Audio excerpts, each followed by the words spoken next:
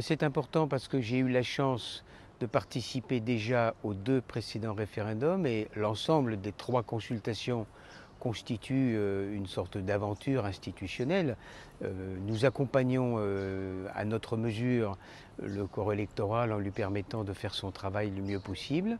Et donc l'aboutissement du 12 décembre est un point important et je tenais à en faire partie.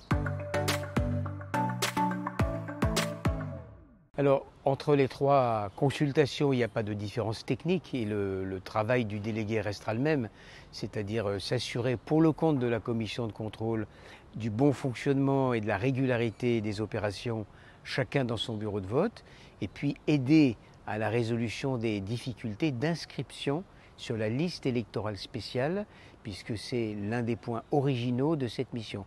Donc ça, ce n'est pas différent des autres consultations.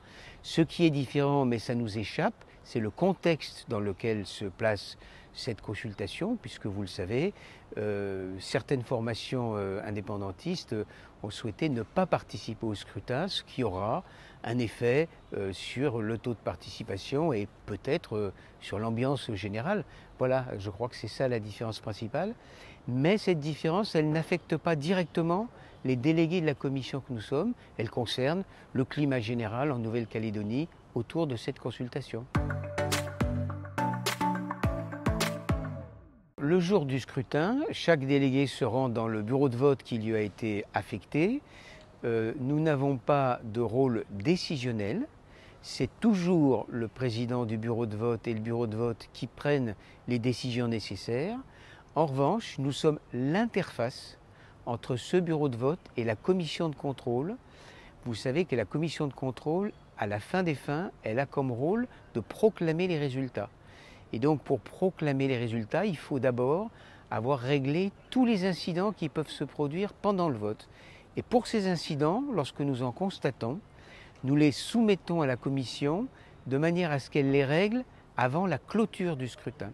Donc nous devons agir rapidement, nous devons aussi rassurer les électeurs qui rencontrent une difficulté et je le rappelle, la difficulté essentielle à laquelle nous sommes assignés, c'est celle de l'inscription sur la liste électorale spéciale. Lorsqu'une personne se présente et qu'elle n'est pas sur la liste électorale, nous devons saisir la commission grâce à une application informatique de manière à régler cette question le plus vite possible.